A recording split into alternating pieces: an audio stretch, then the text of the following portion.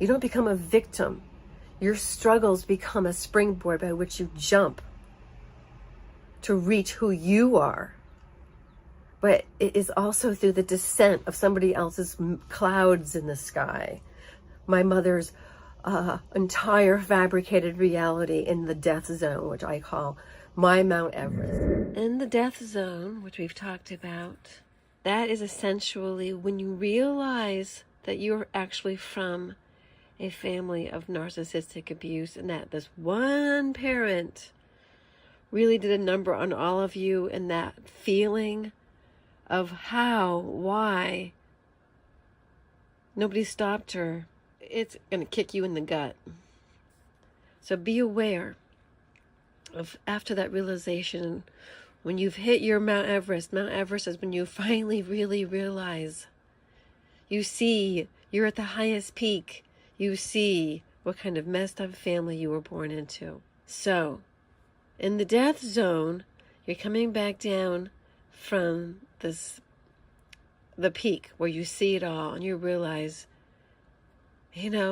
being in the world of the narcissist is deadly. To be in that relationship as well as to actually deal with how you're feeling. Are you deadening your senses?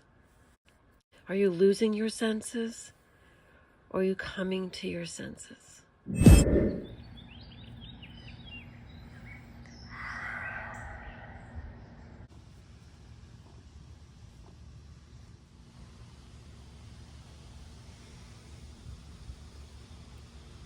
Hey, buddy.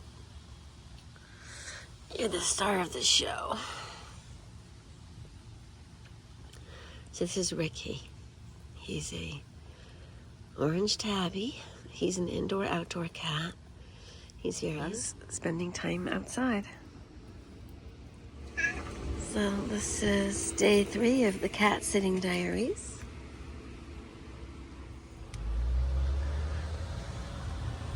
The cat and I are hanging out.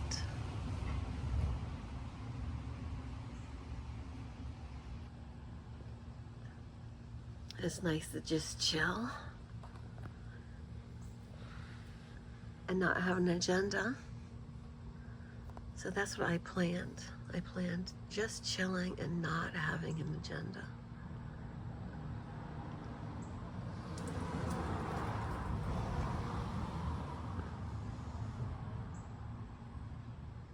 Cause for pause.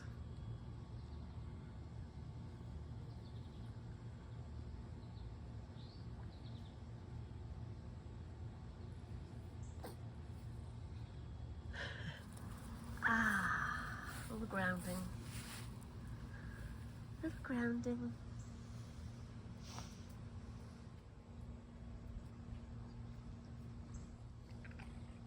Hey, buddy.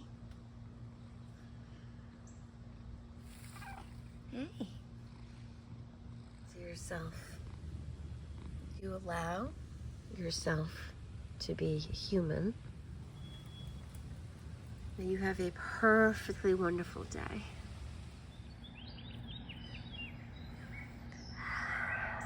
It's mythos.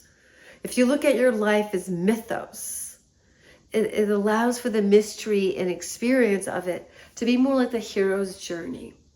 And with a hero's journey, you don't fret and stay in the calamitous feelings of feeling pissed off about the wrongdoing. No, you take a look at it, you realize you've been bruised, you heal, and then you move on. I'm in that and then you move on stage. So come with me in my journey of then you love yourself first and foremost, but then also connect to the earth and all living creatures and be grateful for all the goodness you have in your life and all the blessings.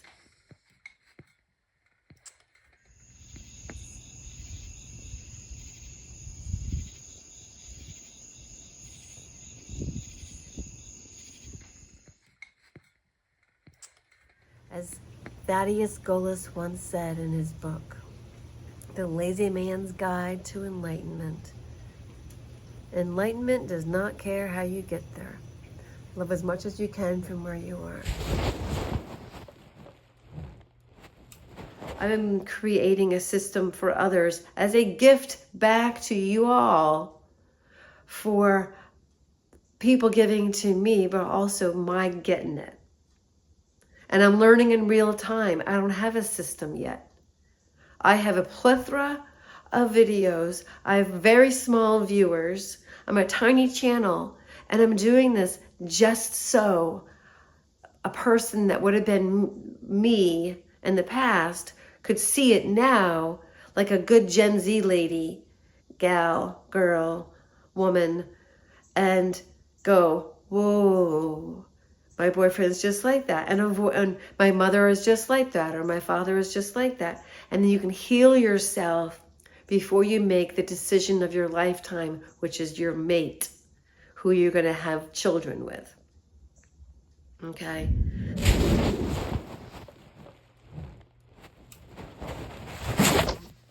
All right, Ronan says, really resonated with the never-ending story breakdown. In your opinion, how does a young man find his life's purpose? How does one use their will to find God's will for their destined path? Big questions. I expect simple answers. Just kidding. Keep crushing. Topher and Bears. What do you think, Toph? The best thing to do, especially depending on the age of a person, is always resort back to the body. The one thing you know is if you have a body, God wanted you to have a body. So start to take care of your body. Like if you find that you're stagnant, like you don't know, move your body.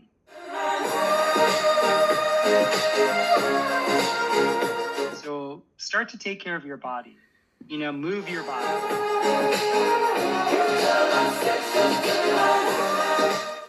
Move your body. So start to take care of your body. Like if you find that you're stagnant, like you don't know, move your body. Move your body, you initiate the fire element in your system, and the fire, essentially burns away the dead wood. It burns away all the things that need to be burned away, and then you have more clarity. Then also for people that have very, very active minds, that let's say they're ruled by the air element, when they actually use their body vigorously, then the energy then can drop enough where it's situated in the body, and they could have more intelligence. They'll know better how to act. The energy then can drop enough where it's situated in the body, and they could have more intelligence. They'll know better how to act. They'll know better how to act. They'll know better how to act.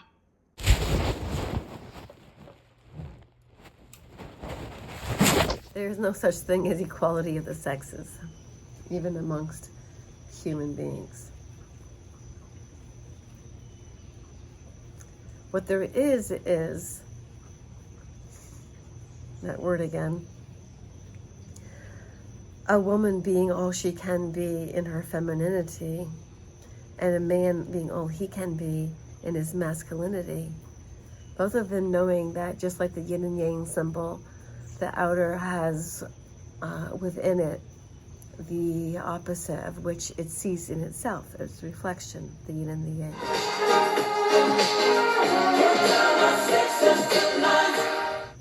The other self, the masculine, the feminine. And it makes that beautiful symbol, and it also pumps the engine of life. It keeps vitality, it keeps the earth alive. It's part of the right of being human, is this sexual charge that occurs. True love between people, when you really love somebody. My makeup is smearing, it's not a black eye. But true love isn't possession that then leads to the adulteration of a human body or their things. True love is actually adoring and respecting somebody enough to nurture them so that their environment is most conducive to their well-being and personal growth.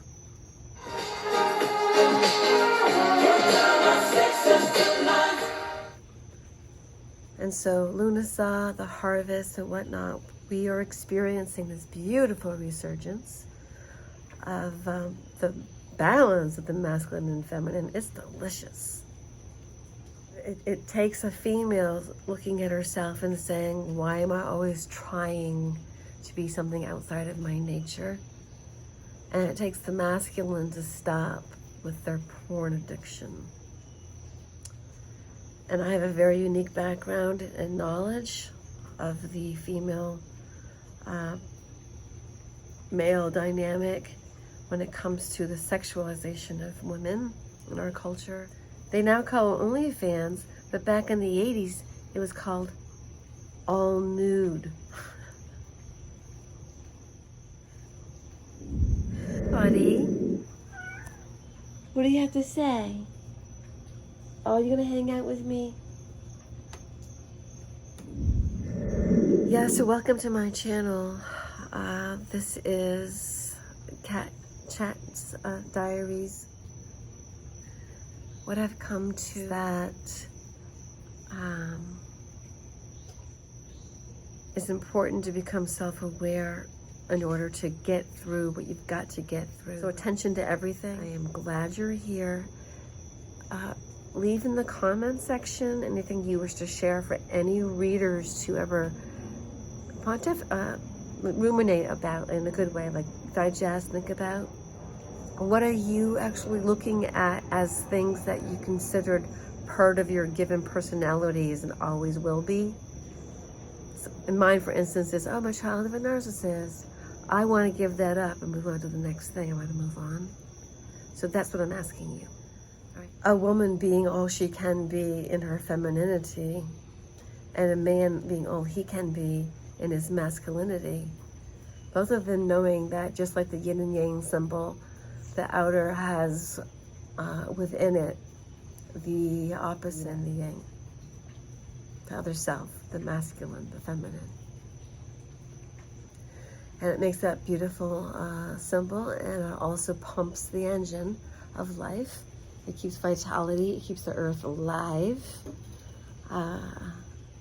It's part of the right of being human, is this true love between people. When you really love somebody, true love isn't possession. True love is actually adoring and respecting somebody enough to nurture them so that their environment is most conducive to their well-being and personal growth.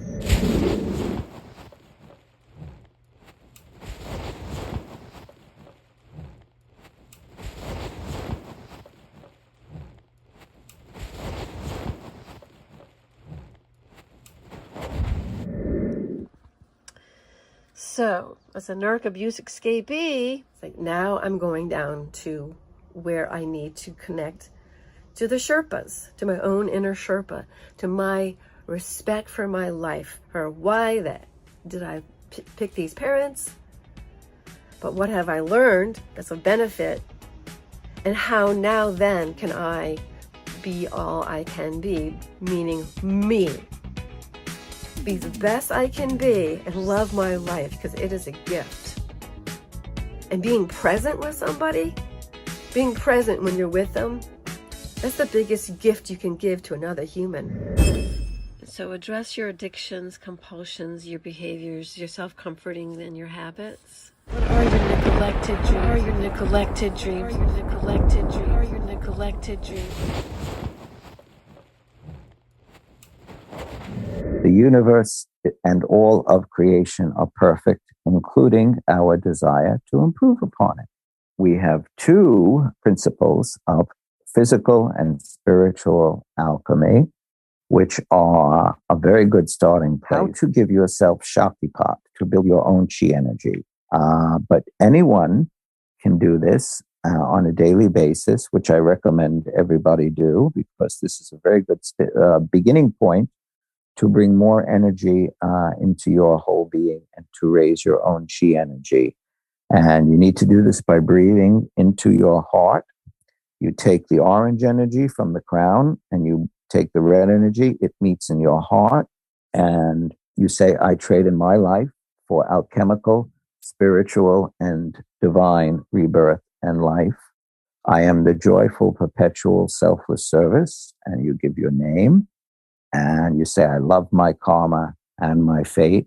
And then you take that energy that is mixed in your heart. And if you're really good, you can bless the earth at the same time and then shoot it down at the very same time into your own kundalini.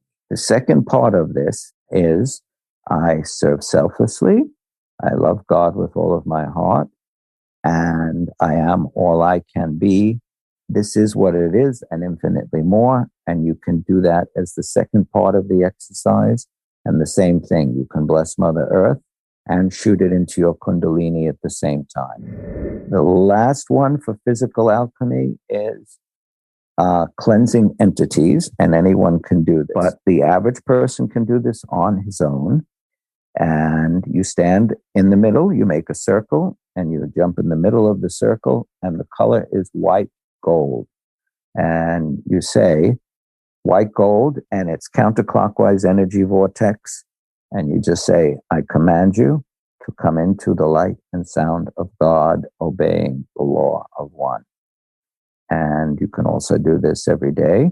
And if you feel that you have been hit by somebody or by living energy, you can do this, and they will come off. Wow. Love yourself first and foremost, but then also connect to the earth and all living creatures, and be grateful for all the goodness you have in your life and all the blessings. And we will talk about my AIM system, which is assessing, it's like inventory and movement. It's really important to also move your body. All right, more later.